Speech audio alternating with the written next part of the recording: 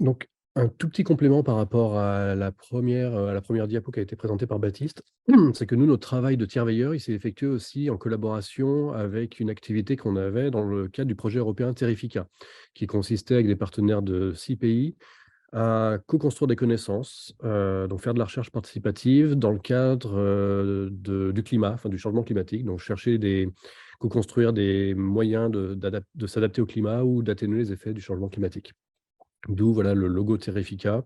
On vous mettra le lien vers le projet, enfin, vers le site du projet dans le chat.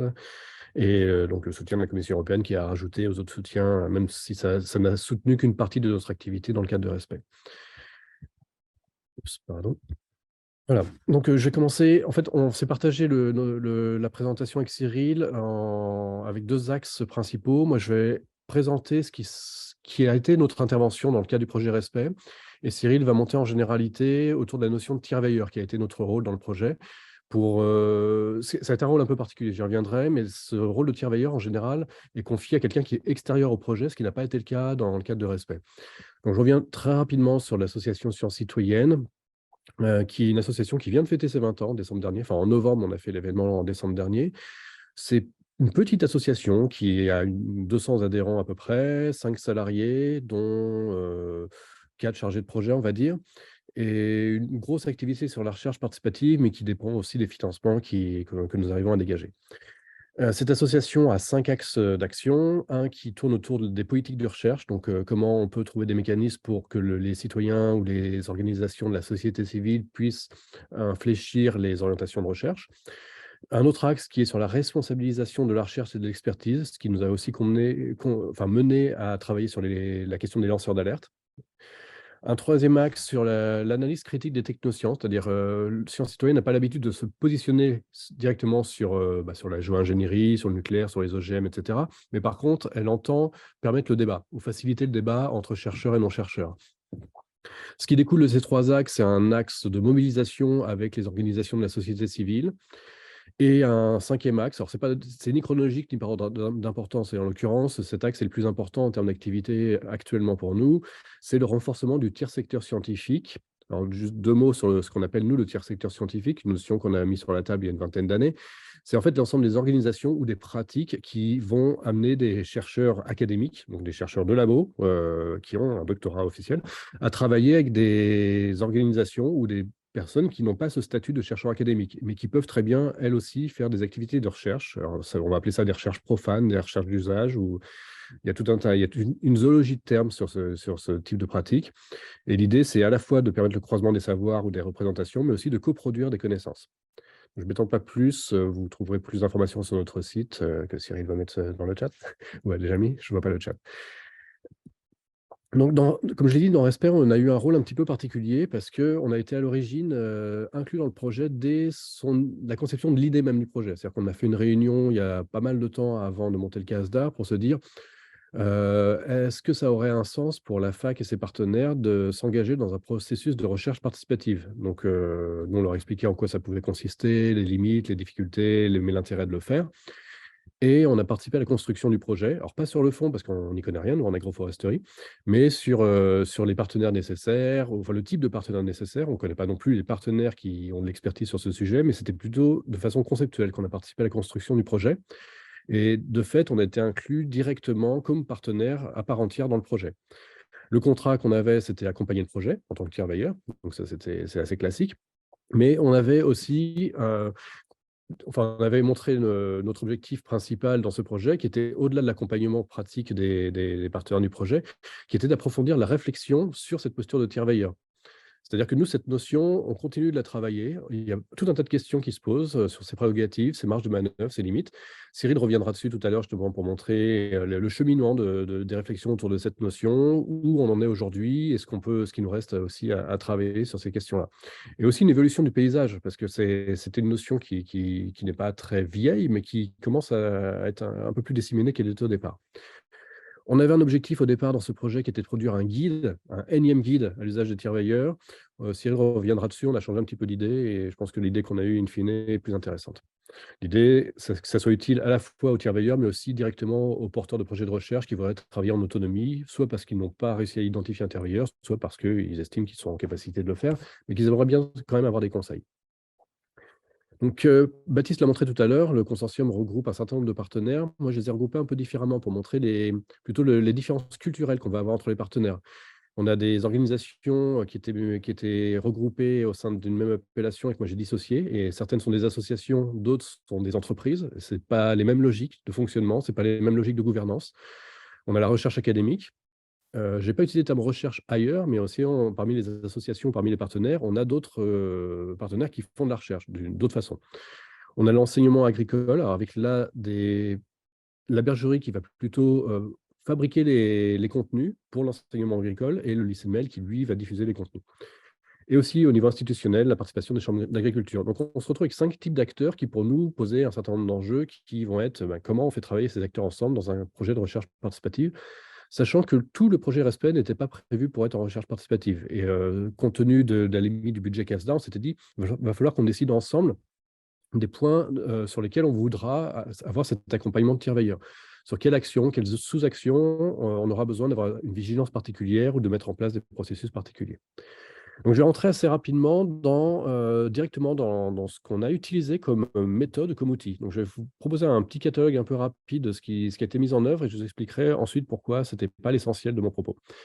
C'est un petit peu de spoil avant la fin.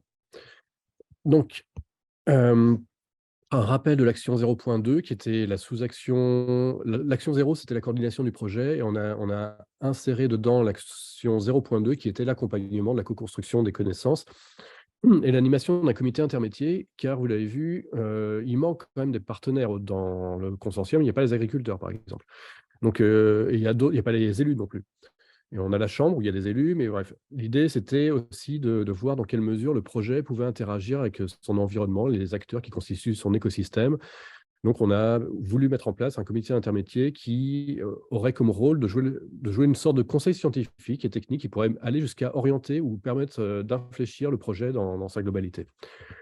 On a vu par la suite que finalement, on a trouvé une mission un peu plus intéressante à lui confier, à la fois pour les porteurs du projet Respect et aussi pour les acteurs qu'on a mobilisés. Donc, une des toutes premières méthodes qu'on a utilisées et si je la présente, c'est parce qu'elle nous a surprises. Initialement, c'est une méthode qui s'appelle la petite histoire, grande histoire, qui consiste en 2 mots à prendre le point le plus vieux dans les souvenirs du partenaire le plus ancien autour de la table jusqu'à aujourd'hui et c'est d'essayer de consteller cette frise d'histoires personnelles, en parallèle avec des histoires avec un grand H. Donc, quels ont été les événements majeurs qui ont construit les partenaires et quelles sont les petites histoires qui ont aussi permis à ces partenaires de s'inscrire dans la grande histoire. Donc pour nous, c'était plutôt un brise-glace et c'est souvent utilisé comme ça, comme outil. Mais c'est avéré que, vous voyez, les panneaux ont été assez touffus. Il y a eu beaucoup, beaucoup de choses qui ont été présentées avec beaucoup de couleurs, donc ça veut dire des thématiques différentes. Voilà. Donc finalement, l'intérêt de pousser l'exercice a été immédiat. C'est-à-dire que les partenaires du projet RSP se sont dit, mais en fait, on a beaucoup de choses à apprendre des autres sur l'histoire sur laquelle on est pourtant spécialiste. C'est-à-dire que les partenaires se sont rendus compte que leur expertise était pas si extensive que ça. Elle pouvait être un peu limitée et qu'il y avait vraiment encore énormément de choses à partager.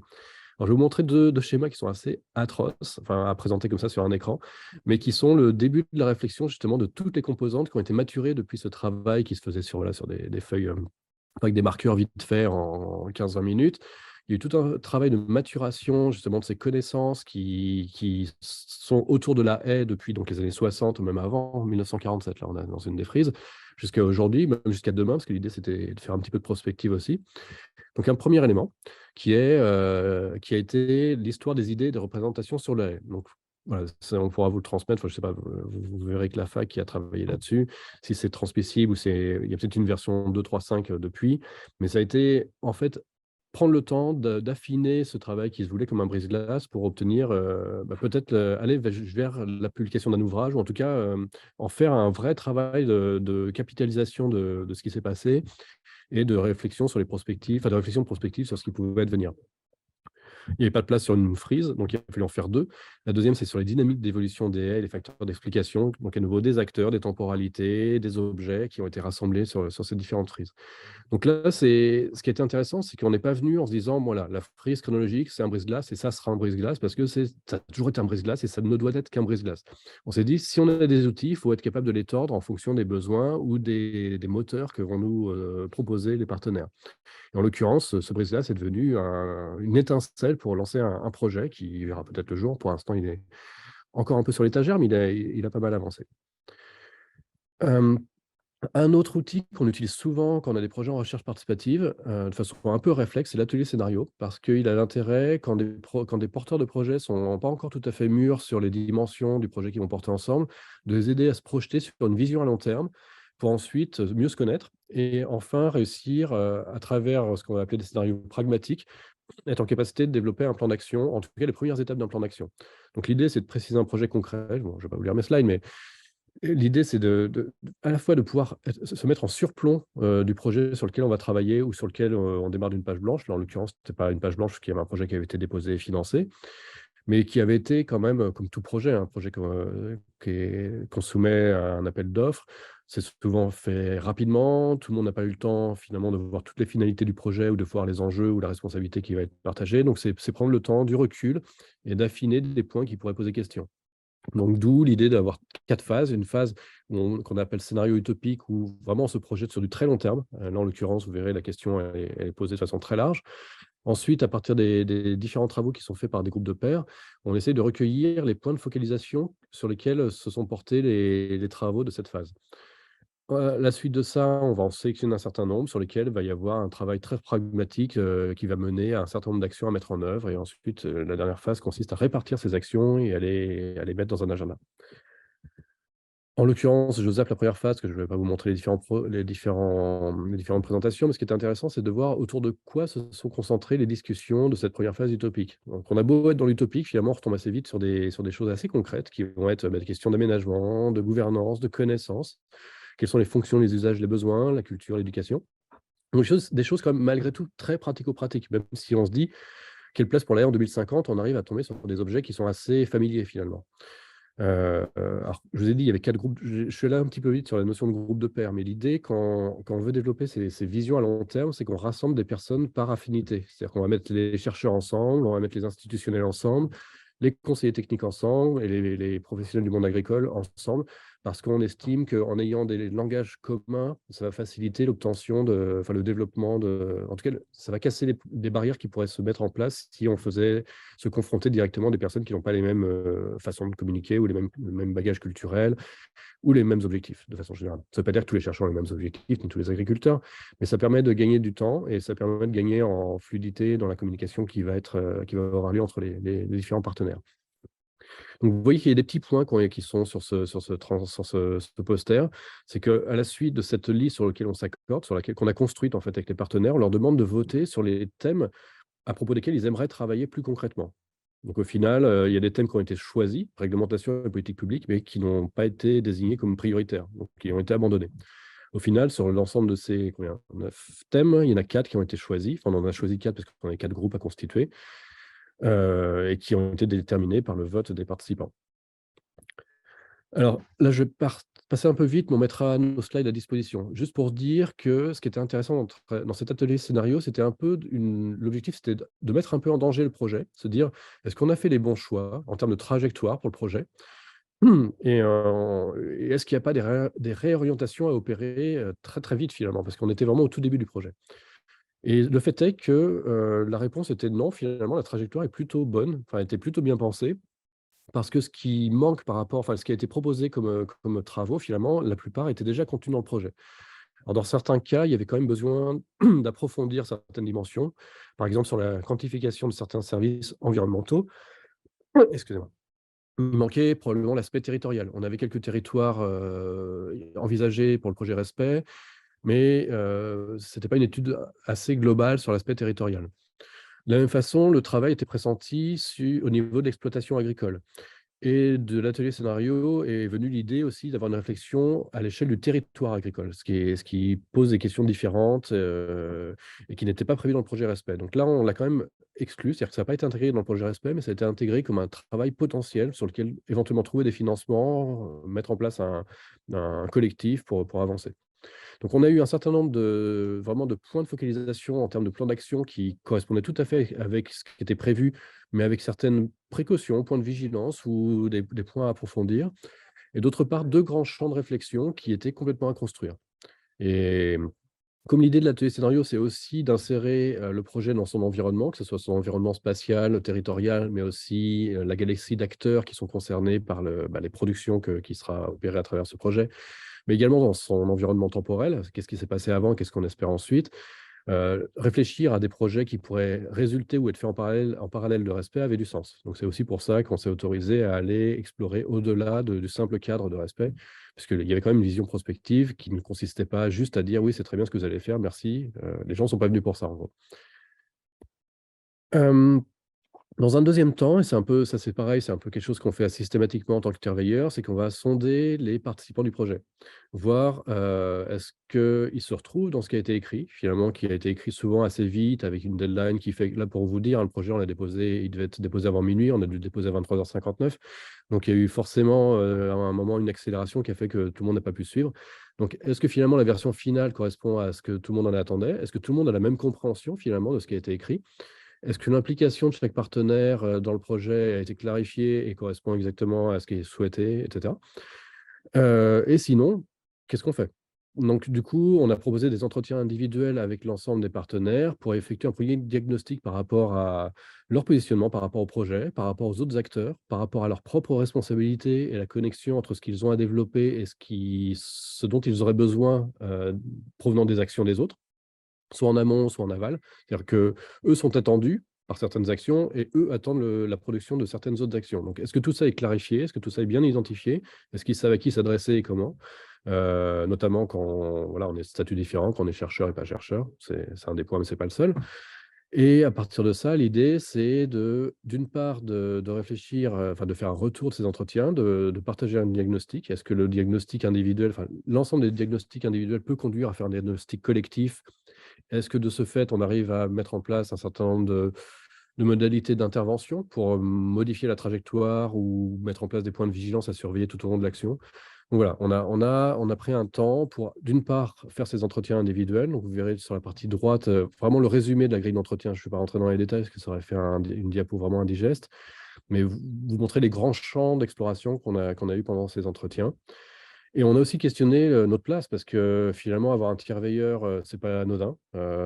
C'est quand même, quelqu'un qui va avoir qui pourrait avoir la tête, par-dessus l'épaule et regarder ce qui se passe. Est-ce que c'est une bonne chose ou pas? Comment ils le ressentent et comment on peut les rassurer et nous rassurer aussi sur la place qu'on aurait à avoir dans le projet.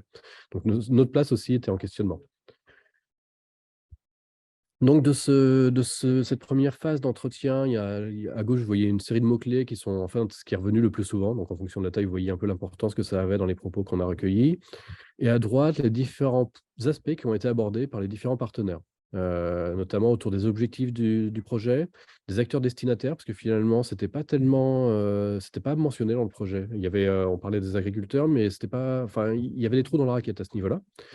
Sur la dynamique du projet, pareil, on n'avait pas d'agenda fixe, on n'avait pas de date de livrable. On avait des livrables, on avait un agenda global, mais on n'avait pas d'agenda fixe, donc ça nécessitait quand même de réfléchir à un séquençage, d'autant plus quand on a des actions qui dépendent d'autres.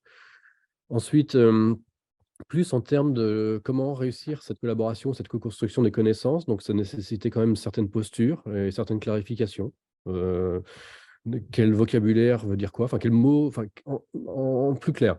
Heu, Avec les différents acteurs autour de la table, on avait l'utilisation d'outils différents, l'utilisation de terminologies différentes, donc on a pris un temps quand même pour faire remonter l'idée que, enfin, l'intérêt de prendre, enfin, de clarifier en tout cas les termes utilisés. Est-ce qu'on parlait bien de la même chose quand on utilisait tel ou tel terme? Est-ce que les outils qu'utilisaient certains partenaires pouvaient être utilisés par d'autres? Ou quel était l'intérêt de chaque outil, et cetera? Donc l'aspect méthodo, mais des fois l'aspect très pratico-pratique sur les outils, pas seulement la méthodo de recherche. Et ensuite, bah, justement, ce qui manquait un petit peu sur, qu'est-ce qu'on fait finalement, de la production du projet? à la fois en termes de type de résultats, mais aussi comment valoriser la légitimité des connaissances qui sont produites par les différents types d'acteurs? On a des chercheurs, des non-chercheurs. Est-ce qu'une production académique peut être valorisée par un non-chercheur? Est-ce qu'au contraire, un outil de plaidoyer peut être valorisé par des chercheurs qui mettent souvent en avant une posture de neutralité et donc ne sont pas forcément très à l'aise avec une dimension de plaidoyer? Le fait que, de façon délibérée et par la multiplicité des acteurs, on s'attendait à avoir une hétérogénéité des résultats. Ça ne veut pas dire que c'est une mauvaise chose, mais ça veut dire qu'il faut en tenir compte dans la communication qui devra en être faite. Et aussi, de fait, l'objectivité de ces résultats. Enfin, la qualité et l'objectivité de ces résultats, parce que chaque partenaire est responsable de cette qualité, enfin de la qualité des résultats produits par les autres partenaires. Donc il y avait aussi à définir des règles en termes de comment on valide la production des autres partenaires. Comment on s'approprie cette production et collectivement, on peut mettre en avant le fait que Respect a produit ça et qu'on en est fier. Du coup, on a fait une mise en commun.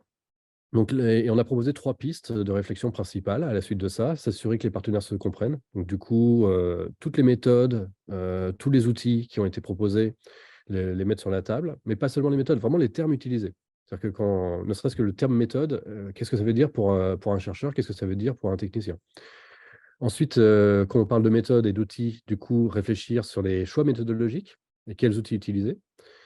Et dans un troisième temps, à nouveau, cette phase importante de comment on va disséminer, faire s'approprier les résultats et ensuite les utiliser. Les envoyer vers les groupes cibles qui n'étaient pas forcément tous identifiés. Et d'autre part, est-ce que ça ne nécessite pas aussi de réfléchir à la manière de présenter ces résultats en fonction des types de publics cibles qu'on aurait? Et une autre question qui était loin d'être anodine, c'est que respect, le fait d'avoir fait un atelier scénario et d'inscrire respect dans une dimension temporelle, c'était aussi qu'est-ce qui se passe après respect? C'est, l'objectif de respect est de produire un certain nombre de livrables, mais pas seulement. On n'avait pas forcément l'intention de se quitter après, les 3 ans passés, sur le projet, mais voir comment on pouvait s'inscrire sur une durée un peu plus longue. Alors là, c'est justement un petit peu indigeste, ça fait partie des quelques slides que je regrette d'avoir faites, mais ce qui était important, c'est de montrer quand même qu'il y a eu tout un tas de pistes de réflexion qui sont venues suite à la mise en commun. Tout ça pour dire qu'il y a eu un certain nombre de pistes qu'on a identifiées, nous, à partir des entretiens individuels, mais il y a eu tout un tas d'autres pistes qui ont été identifiées collectivement après, justement qu'on ait présenté notre diagnostic, qu'on ait restitué le résultat de ces entretiens individuels. Et notamment, on a pu aller plus finement sur ce que nous, on voyait de façon un peu générique. C'est-à-dire quand on parlait de méthode, là, on a pu mettre des noms derrière les méthodes. Quand on parlait d'outils, on a pu mettre des noms derrière les outils. Et du coup, on a pu commencer à travailler justement sur ces, j'allais dire querelles, c'est pas le terme, mais peut-être ces potentiels dissensus terminologiques. Enfin, quand on parle de terrain, un terrain pour un chercheur et un terrain pour un conseiller technique, est-ce que c'est la même chose? Quelles sont les priorités des différents acteurs? Quand on parle de la haie, finalement, qu'est-ce qui intéresse? Alors là, du coup, je sors un peu de mon domaine de compétences, même très largement, mais on a appris des choses quand même avec Cyril sur la haie. Et typiquement, on voit que pour un géographe, la question de l'eau est très importante. Donc la question de est-ce que la haie est à plat ou est-ce qu'elle est posée sur un monticule, c'est très crucial, ce qui est pas forcément totalement ce qui va intéresser un conseiller technique. Ça va être un des paramètres, mais c'est pas le seul. Je m'éloigne vite de cette zone où je suis pas du tout en confiance, pour revenir sur le fait que donc voilà, on avait un certain nombre de points de vigilance qui ont été ajoutés du simple fait de partager ensemble, des éléments qui avaient été recueillis de façon individuelle. Donc pour nous, ça valide le fait que les entretiens individuels sont très intéressants pour faire émerger des pistes de réflexion. Mais ils ne suffisent pas, clairement. Après, faut vraiment trouver un circuit de validation et de compréhension mutuelle de ce qui est dit et éviter aussi qu'il y ait de l'interprétation. Donc ne pas hésiter à utiliser, enfin demander aux personnes de reformuler. Ça a été assez important et notamment un petit focus sur le point 6. On a un partenaire qui a quitté le projet. Alors pour nous, c'est un échec parce que ça veut dire qu'on n'a pas réussi à jouer notre rôle de médiateur. Donc on a vraiment pris du temps pour réinsister sur le fait que s'il y avait la moindre incompréhension, le moindre doute, les moindres questions, on pouvait servir justement de médiateur ou en tout cas essayer de proposer des pistes pour, pouvoir permettre aux personnes de se parler, et d'éviter ce genre d'échec, quoi. Alors, je vous présente 2 autres méthodes qu'on a enfin 3 autres méthodes non, 2 autres méthodes non, 3 autres méthodes qu'on a utilisées et quand je parle de méthode, ça a pas été essentiellement notre rôle finalement. Parce que ces méthodes, on les a proposées qu'après avoir fait vraiment un suivi, au corps, du projet, avoir participé à tous les comités de pilotage, avoir fait du bilatéral avec des partenaires, avec Baptiste, donc en tant que coordinateur, pour avoir eu une meilleure connaissance aussi des différents partenaires, pour voir un peu comment quels seraient les enjeux à différentes temporalités. Et en fonction des enjeux ou des difficultés qu'on pouvait pressentir, alors je dis difficultés tout de suite, c'est un grand mot, hein, il y avait pas vraiment de difficultés, mais peut-être des choses à fluidifier. Nous, on a pu fouiller dans notre boîte à outils pour se dire, bah, peut-être qu'on gagnerait du temps si on utilisait telle ou telle méthode, ou en tout cas pour amorcer un début de réflexion dans cette direction. Donc là, c'est très flou dit comme ça, mais typiquement, on avait 2 actions, qui étaient assez complexes et qui, pour les porteurs de ces actions, n'allaient pas forcément de soi. En tout cas, ils avaient un certain nombre de questions qu'ils voulaient partager avec le groupe. Et l'expérience qu'on avait là-dessus, c'est que c'est pas toujours évident d'avoir une discussion entre ceux qui doivent porter l'action et ceux qui pourraient aider les porteurs d'action à réfléchir.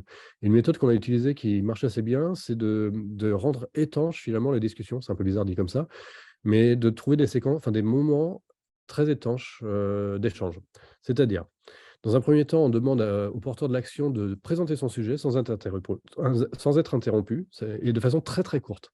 Ça veut dire que lui, ça l'oblige à faire une synthèse de ce qui lui semble le plus important, dans les problématiques qu'il rencontre. Ensuite, il y a des questions de clarification parce que du fait, comme c'est court, il peut opérer des raccourcis qui pourraient mener à des incompréhensions. Et ensuite, il va préciser son attente, enfin ce qu'il attend du groupe. Donc ça va être une question souvent très simple, typiquement sur, bah, là, on avait la conception d'une plateforme web ressources valorisant l'ensemble des productions. C'était, alors je ne me rappelle plus précisément de la question, mais c'était vraiment autour de cet outil et de la manière de ce qu'on devait mettre dedans et de la manière de le construire et de le rendre opérationnel. Et ensuite, le porteur se tait et il ne fait plus qu'écouter les autres. Donc il se retrouve un peu comme une petite fourmi qui va assister ou une petite souris qui va assister à un brainstorming entre les personnes à qui il a exposé ses problèmes. Il ne va plus du tout intervenir. Donc il ne répond même pas aux questions et il va voir comment les gens s'emparent de ces réflexions, ces questionnements et comment, s'ils se mettaient à sa place, ils envisageraient de prendre le problème. Et ce qui est intéressant, c'est que lui, ça lui permet de voir d'autres postures par rapport au problème qui pour lui a été un peu épineux. Donc c'est une méthode qui est très courte, qui nous a pris peut-être 40 minutes et qui permettait vraiment, à la personne de sortir un peu de son engrenage, où il ne trouvait pas de solution et de voir un peu les autres réfléchir à sa place. Et pour ça, c'est souvent assez efficace. Donc on a opéré cette méthode sur deux sous-actions. Un autre exercice pratique qu'on a mis en place, est dû au fait qu'on avait quand même des 4 actions qui étaient pas du même registre. On avait 3 actions qui produisaient des résultats et une quatrième action qui consistait soit à les transférer, soit à les disséminer, soit à les transformer en enseignables. Donc pas forcément seulement en livrables, mais en outils didactiques, en outils, pédagogiques. Et donc, il y avait vraiment une logique de connexion entre ces actions à opérer et quand on veut faire un enseignable, c'est pas un livrable qu'on va diffuser. C'est-à-dire c'est pas une démarche de com, c'est une démarche d'appropriation de ce qui va être produit. Donc, il y a vraiment un travail très amont. Les formateurs ne voulaient pas attendre qu'on leur délivre un produit fini, mais voulaient pouvoir intervenir de façon assez tôt dans la production, des résultats pour faire état de leurs besoins et éventuellement pouvoir réfléchir à la manière dont les résultats allaient pouvoir être, construits et présentés. Donc du coup, on a demandé de façon assez étanche, aux responsables des actions 1, 2 et 3 de réfléchir chacun dans leur sens à ce qu'ils allaient produire. À l'action 4.1 de définir ses besoins en termes de type d'outils et ensuite on a pris un temps pour essayer de connecter tout ça, voir les disjonctions et voir comment on pouvait régler ces disjonctions. Enfin, une dernière méthode qu'on a utilisée, c'était un peu en amont, peut-être 6 mois avant la fin prévue du projet qui finalement a été reporté. Se dire, comme on l'avait identifié comme un enjeu important, le fait de réfléchir au public cible, c'est se dire: «Bah, ces publics cibles, c'est qui finalement?» Et des fois, les publics cibles, c'est pas seulement des alliés, ça peut être aussi des personnes qui pourraient faire obstacle, aux objectifs des porteurs du projet. Donc ce qu'on a demandé, c'est à un certain nombre de porteurs d'action de présenter ce qu'ils entendaient valoriser en termes de résultats, en termes de dissémination et aux autres membres du projet de faire un peu les avocats du diable en jouant le rôle d'un élu, en jouant le rôle d'une entreprise, d'un enseignant pour interroger, questionner, critiquer, la production prévue. Et donc il y avait un double enjeu. C'était d'une part, un enjeu réflexif pour que ceux qui produisaient ces résultats se disent: «Bah oui, j'ai peut-être pas pensé à cet angle-là ou à cette façon de présenter les choses». Et l'autre enjeu, c'était se dire: «Bah, en fait, ça, on aimerait bien le faire, dans une situation réelle avec justement le comité intermédiaire où on aurait vraiment des personnes qui sont des destinataires naturels, enfin des destinataires vrais cette fois-ci, des productions du projet Respect». Donc c'était un peu une façon de se roder sur, voilà, on va présenter des formes de résultats, mais peut-être que ce n'est pas ce qu'attendent nos publics. Alors là, je vous ai présenté justement ce que je vous ai prévenu au début, hein, je vous ai présenté tout un tas d'outils, mais c'est clairement pas le but d'Interveilleur d'arriver avec, sa mallette, à outils. C'est bien de l'avoir parce que ça permet de gagner du temps souvent, ça permet de faire des raccourcis, mais ce qui est vraiment important, ça va être toute cette phase d'acculturation, d'observation, de compréhension, des partenaires. D'essayer de relever les signaux faibles, d'essayer de relever, l'informel, tout ce qui va être un peu: «Tiens, pendant cette réunion, cette personne ne s'est pas exprimée. Pourquoi? Pendant cette réunion, celle-là a pris beaucoup de paroles. Est-ce que finalement ça n'inspire pas celle des autres?» Donc, vraiment essayer de peser les différentes composantes du collectif pour voir où est-ce qu'il y aurait des points d'amélioration à faire. Parce qu'in fine, l'objectif du projet, enfin d'un projet de recherche participative, ça va consister à demander à chaque partenaire de prendre le temps de connaître les autres, d'accepter, les divergences, mais pas comme des obstacles, mais comme des faits, des axiomes sur lesquels on va devoir bâtir un projet commun. Certaines choses vont faciliter le projet, d'autres vont les freiner, il faut en tenir compte. Et quand je dis certaines choses vont les freiner ou les faciliter, ça peut aller jusqu'aux objectifs. On peut très bien faire un très beau projet de recherche participative avec des objectifs hétérogènes, voire plus ou moins opposés. Ce qui est important, c'est de définir le niveau d'opposition et ce que ça pourra avoir comme conséquence. Ça veut dire qu'il faut que les partenaires apprennent à se comprendre, mais aussi à ne pas deviner.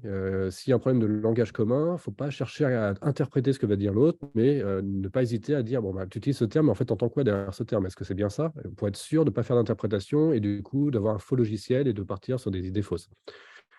Et on est dans un projet de recherche participative, donc ce qui est important aussi, c'est de se dire chaque partenaire a alors la même valeur, on n'est pas tout partenaire n'est pas enfin, on ne cherche pas à faire, à prendre le rabot et à mettre tout le monde au même niveau. Mais en tout cas, s'assurer que tout le monde a un rôle valide et que ce rôle va, créer de l'empowerment. J'ai utilisé le terme amélioratif, je ne sais même pas si ça existe, mais empowerment, voilà, c'est pas très joli non plus. Mais que ce travail de recherche participative ne sert pas juste à produire des résultats, mais aussi à améliorer les capacités, les compétences de chacun des partenaires qui seront qui seront dans ce collectif.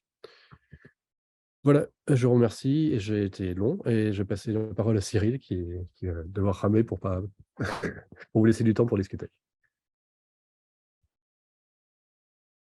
Je suis en écran. Ouais. C'est bon? C'est bon. OK. Et par contre, tu as le son des 2 côtés. Je suis bon là normalement? On doit Vous m'entendre? vous entendez? Oui, c'est bon.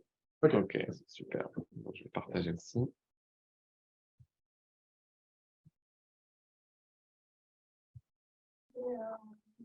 OK. Bonjour à toutes et à tous. Donc, je vais prendre la suite, de Glenn. Effectivement, j'ai fait l'erreur, c'est d'intervenir après Glenn, sachant que, voilà, par expérience, je sais que Glenn est un bavard.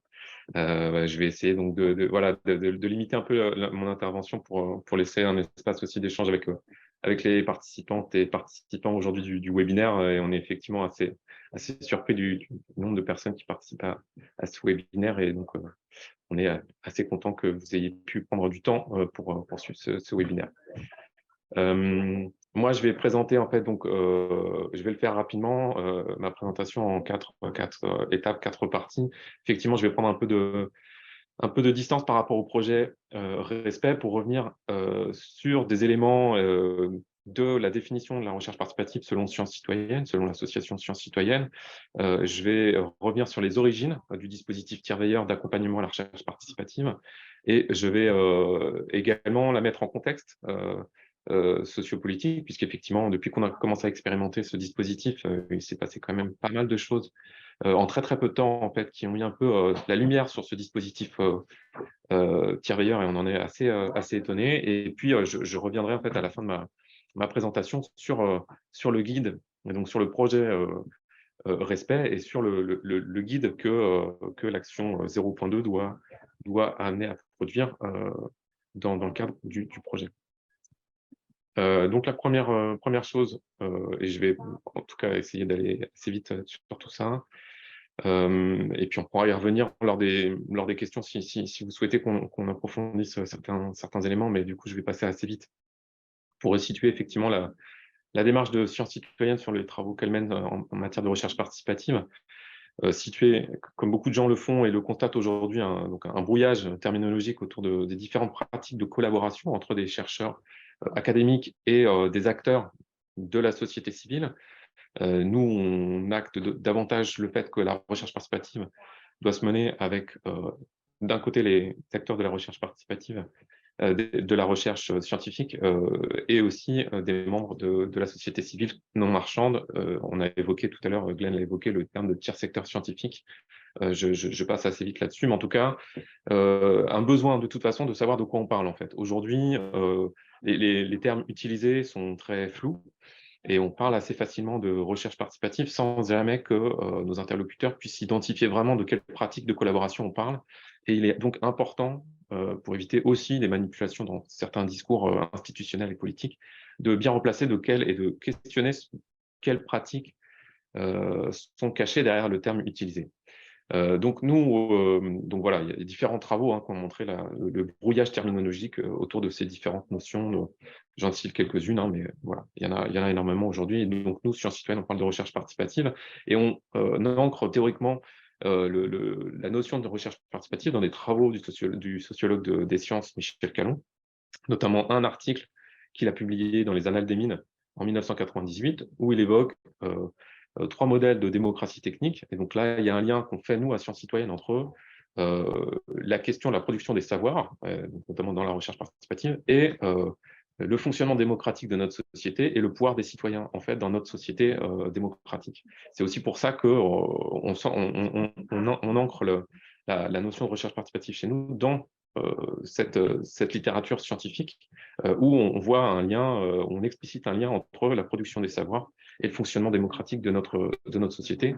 Donc j'évoque très rapidement les travaux de Michel Calon ici, où pour lui, la notion de coproduction des savoirs, et c'est pour nous un rapprochement qu'on fait entre la notion de recherche participative qu'on utilise et le concept de coproduction des savoirs de Michel Calon, ne se limite pas à l'accumulation primitive des données. Donc on est assez loin de la pratique de collecte de données par des citoyens dans des processus de recherche scientifique, avec cette notion qui est bien indiquée dans son article, d'interaction permanente entre les partenaires d'un collectif de recherche, donc lui, il appelle profane pour les non-scientifiques, et les spécialistes pour les chercheurs, et notamment les médecins quand ils parlent des associations de malades et questions de santé. Il y a des travaux aussi de Michel Calon dans un ouvrage de 2001 qu'il a publié avec Pierre Lascoum et Yannick Barth, où ils mettent eux, la visibilité sur ce qu'ils appellent la recherche collaborative ou la recherche coopérative. Ils utilisent les deux termes. Ça renvoie à la notion de coproduction des savoirs déjà évoquée de Michel Calon, où il pointe le fait que ce dispositif-là de recherche collaborative s'oppose en fait à un modèle dominant qui est encore celui actuellement, d'un monopole détenu par les chercheurs scientifiques dans la production des savoirs légitimes aujourd'hui. Donc, je vais assez court. Donc là, je reviens sur du coup l'ouvrage de Michel Calon, Pierre Lascoum et Yannick Barth, dans lequel il parle d'une collaboration entre la recherche confinée et la recherche de plein air. Donc, la recherche réalisée en laboratoire et la recherche, les savoirs produits dans ce que nous, on appelle à Sciences citoyennes le tiers-secteur scientifique. Donc ça, ils évoquent ce travail-là et notamment publié dans l'ouvrage indiqué Agir dans un monde incertain. Et donc, nous, la définition pour nous, les quelques éléments de définition, c'est bien un travail de recherche mené par un collectif de recherche composé de chercheurs et également d'acteurs concernés, ou de groupes concernés, pour utiliser la notion de Michel Calon, avec des caractéristiques que j'ai évoquées là rapidement, une collaboration tout au long du processus de recherche, c'est-à-dire depuis l'origine du projet, c'est-à-dire la formulation de la question de recherche jusqu'à la finalisation, la valorisation des résultats de la recherche, avec une double finalité qui doit être explicite, la production de savoir et donc de résultats scientifiques rigoureux et originaux, mais aussi que cette recherche nourrisse les enjeux, les problématiques que portent les acteurs concernés qui sont embarqués dans le processus de recherche participative. Les enjeux déjà évoqués par Glenn très vite, donc la question de la reconnaissance de tous les savoirs et la diversité des formes de savoir, et donc la réduction des asymétries de pouvoir dans ce processus de recherche participative. Donc là, j'en viens aux origines du dispositif tiers-veilleur. Encore une fois, je vais le dire très très rapidement. La notion émerge en 2011 dans le cadre à la suite de deuxième appel à projet du programme Repère porté par le ministère de l'Écologie. Dans ce deuxième appel à projet qui va soutenir des projets en partie de ce que le ministère de l'Écologie a appelé de la recherche-action, c'est-à-dire des projets qui sont portés et coportés par des chercheurs et des associations environnementales, notamment des associations et surtout environnementales. Les projets soutenus vont être accompagnés, et ça le ministère le dira très très tard en fait, aux porteurs de projets, vont être accompagnés par un tiers veilleur avec ce tiers veilleur, donc qui est une expérimentation, avec un objectif de réflexivité au sein des projets, donc d'apporter un peu de recul aux collectifs de recherche qui sont en train de mener les travaux ensemble, et également apporter au programme et donc au ministère une capacité d'analyse de l'expérimentation, puisque ce programme était vraiment expérimental à ce moment-là. Et en fait, dans un bilan en fait, des travaux menés par les différents tiers veilleurs, il y aura un constat en fait, que les tiers veilleurs auront dans les différents projets ou en accompagnant les différents projets une pluralité de rôles. On pourra y revenir. À partir de cet exemple-là, cette expérimentation qui a été menée dans les projets soutenus entre 2011 et 2014, Sciences Citoyennes engagera après une expérimentation propre en reprenant le terme de tiers veilleur, mais en faisant davantage un outil, un dispositif d'accompagnement à la recherche participative pour soutenir la capacité des acteurs du collectif de recherche à maintenir l'intensité de leur interaction en fait, pour assurer que tout au long du processus de recherche, les bonnes volontés initiales de collaborer aboutissent à ce que la coproduction des savoirs se fasse tout au long du processus de recherche participative. Donc on va expérimenter ce travail-là en étant nous-mêmes tiers veilleurs dans le cadre de projets soutenus par la Fondation de France. On sera soutenu par la Fondation de France à ce moment-là. Donc l'expérimentation dans le cadre du projet Respect dont on parle aujourd'hui, et on accompagnera à partir de 2018 les tiers veilleurs du dispositif CO3, je reviendrai là-dessus. Ces travaux-là ont fait l'objet d'un rapport qui est sur notre site internet, accessible sur notre site internet, dont vous avez la couverture ici, sur justement ces premières expérimentations du dispositif tiers veilleur en tant que accompagnement à la recherche participative. Voilà, je vais faire très très court à ce stade-là. Je vais passer tout de suite sur le contexte sociopolitique du dispositif tiers veilleur, parce que lorsqu'on engage les premières expérimentations en 2018-2019, bon, personne n'a jamais entendu parler du tiers veilleur, hormis ceux qui ont été concernés par le programme Repère du ministère de l'écologie. Mais le programme s'est terminé très très vite puisqu'il n'a plus soutenu de projet à partir du deuxième appel. Donc en fait, il y a eu une expérimentation unique, je dirais, du tiers veilleur dans le cadre du programme Repère. Et donc, on engage ces expérimentations au moment où, en fait, dans un laps de temps assez court, on va le voir, le tiers veilleur va obtenir une visibilité un peu plus large que les seuls travaux que menait Sciences Citoyennes avec ses partenaires. Donc, le premier exemple que je cite, c'est le dispositif CO3, co-construction des connaissances, que Sciences Citoyennes a contribué à créer en 2018 avec différents bailleurs qui aujourd'hui pilotent ce dispositif. Je les cite très rapidement: l'ADEME, la Fondation de France, la Fondation Charles-Léopold Meyer pour le progrès de l'homme, la Fondation Carasso et Agropolis Fondation. Voilà. Et donc, en fait, dans le cadre de ce dispositif, 3 appels à projets vont être ouverts en 2018, 2019 et 2021 pour soutenir des projets de recherche participative. Donc là, c'est très, très explicite. C'est vraiment des projets de recherche participative qui vont être soutenus avec une obligation d'être accompagnés par un tiers veilleur pour accompagner la dynamique de coproduction des savoirs ou de co-construction des connaissances dans les projets. Je vais faire très très vite. L'Institut français du monde associatif, également dans son appel à manifestation d'intérêt en 2022, va intégrer la notion en fait d'un tiers. Donc là, j'ai cité la formulation en fait du texte de l'appel à manifestation d'intérêt, qui demande aux candidats de mettre en place un dispositif tiers de réflexivité qui aura pour fonction d'alerter, d'optimiser, de sécuriser la conduite du projet de recherche participative. Ça, c'était 2 cas.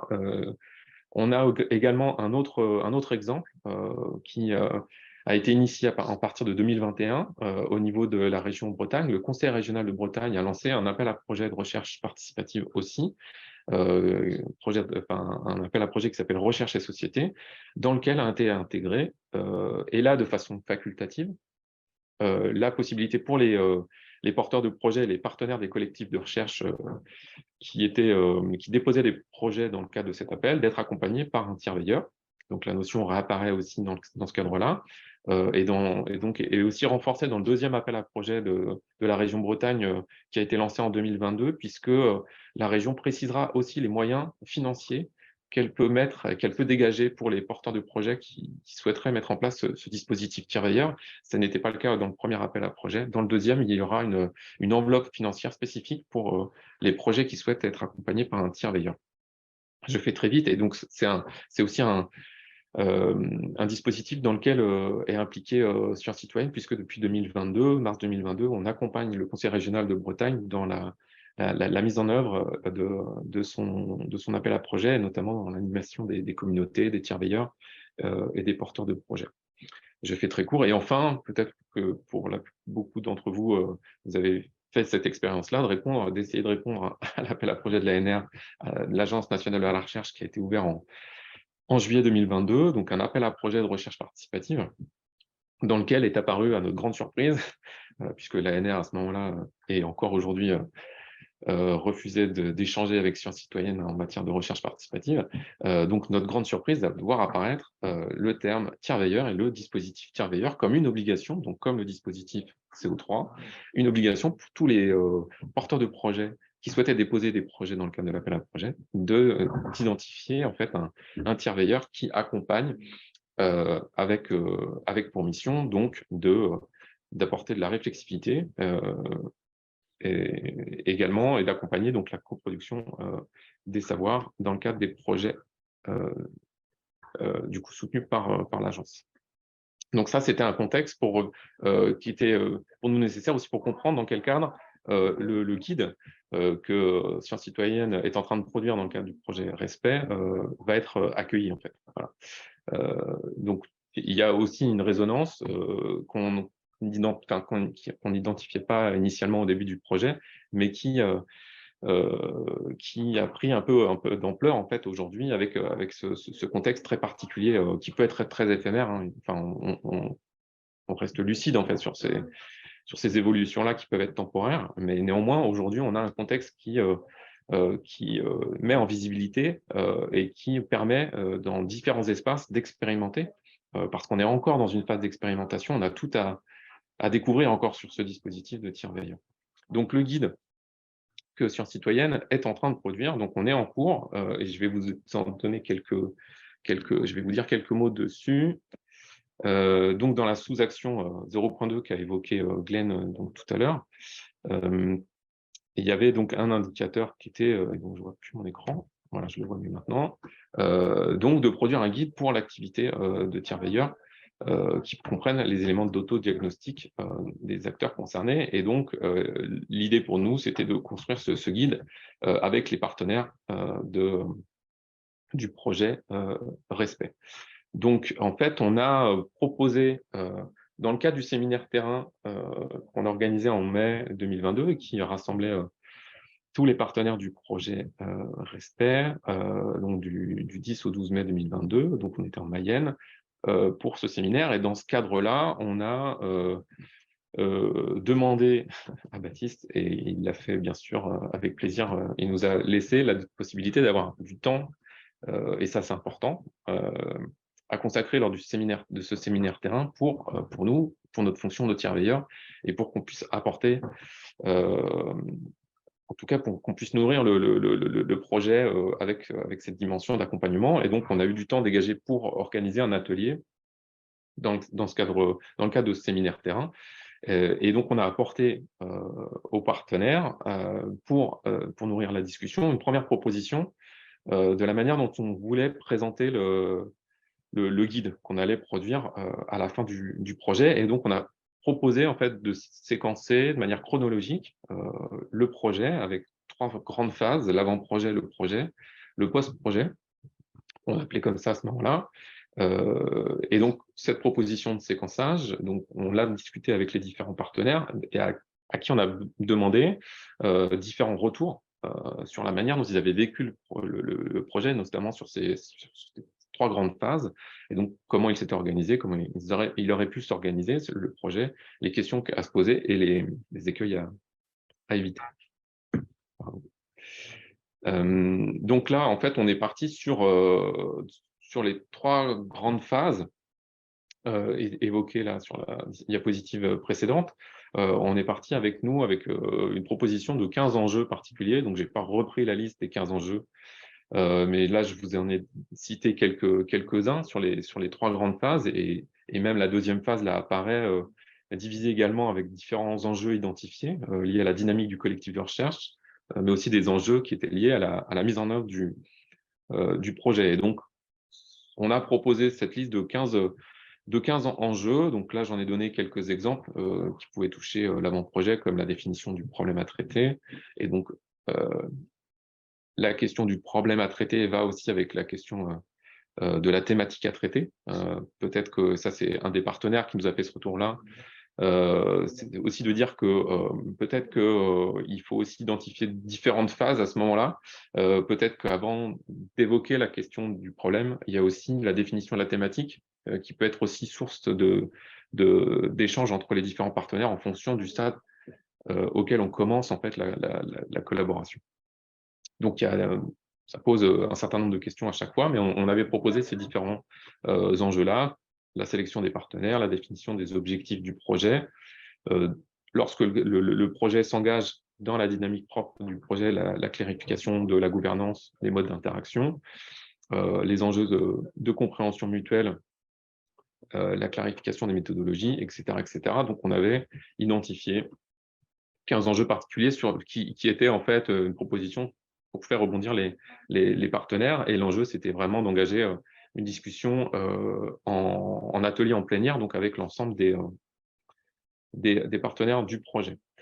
Donc là, je vais peut-être pas tout dire. En fait, là, j'avais évoqué en fait une synthèse des enjeux qui avaient été identifiés lors de cette discussion. Et par exemple, beaucoup de retours ont été proposés sur la phase d'élaboration du projet, notamment sur le fait qu'elle avait été un peu courte et qu'on avait subi la contrainte des agendas qui étaient chargés sur cette période-là. Donc, la difficulté qu'on avait eue dans l'écriture collective, qui était liée aussi avec le stress et la rapidité avec lesquels il avait fallu écrire, qu'avait évoqué Glenn tout à l'heure. Donc, l'absence de rencontre pour l'écriture collective, même s'il y avait déjà une rencontre des partenaires initialement. Le fait que l'architecture du projet avait été malgré tout pensée collectivement, qu'il y avait une difficulté à corriger les parties des autres partenaires à ce moment-là, puisqu'il y avait une connaissance limitée en fait, mutuelle en fait, des différents partenaires. Voilà, bon, je vais peut-être pas tout reprendre, mais en tout cas, voilà, il y avait des enjeux qui avaient été identifiés à la suite de cette discussion-là. Je pointerai quand même le dernier point ici, puisque je l'ai gardé celui-là, vu qu'il nous concerne tout particulièrement. Un retour qu'un partenaire avait fait à ce moment-là, c'était qu'il avait trouvé que la réalisation des entretiens individuels évoqués par Glenn avait été tardive. Et ça, du coup, c'était un point essentiel pour nous. C'était des retours qui sont très, très importants sur la manière dont on peut envisager et faire un retour réflexif sur la manière dont on peut intervenir en tant que tiers-veillant. Sur le guide, et Glenn l'évoquait tout à l'heure, guide que finalement on a plutôt envisagé comme des fiches en fait.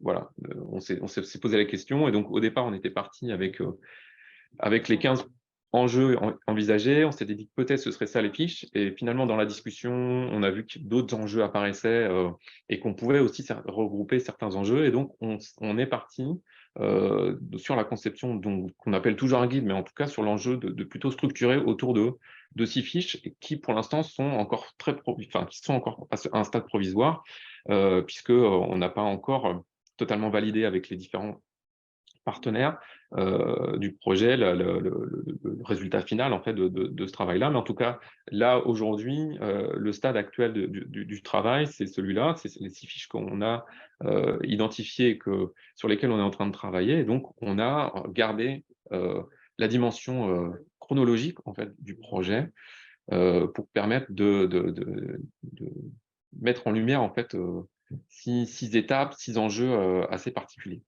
Donc les fiches, c'est l'émergence du projet de recherche participative, l'engagement du projet de recherche participative, le cadre interactionnel au sein du collectif, la méthodologie et la mise en œuvre du projet, le processus d'apprentissage mutuel et la prolongation du collectif, et Glenn l'a évoqué, cette question-là, elle est essentielle, et la valorisation des résultats, les suites potentielles du projet. Et donc, en fait, on a cherché à, pour l'instant, expérimenter une structure standardisée pour les 6 fiches. Et donc, j'évoque ici les 6 parties, en fait, enfin, il y en a un peu plus, 7 parties, que pourraient contenir donc les fiches. Une première partie sur la définition des enjeux, les questions à traiter, les risques et écueils à éviter, les moyens nécessaires pour la réalisation de cette séquence, donc par fiche, les modalités de réalisation, les résultats attendus de la séquence, la durée de la séquence et en plus quelques ressources à partager.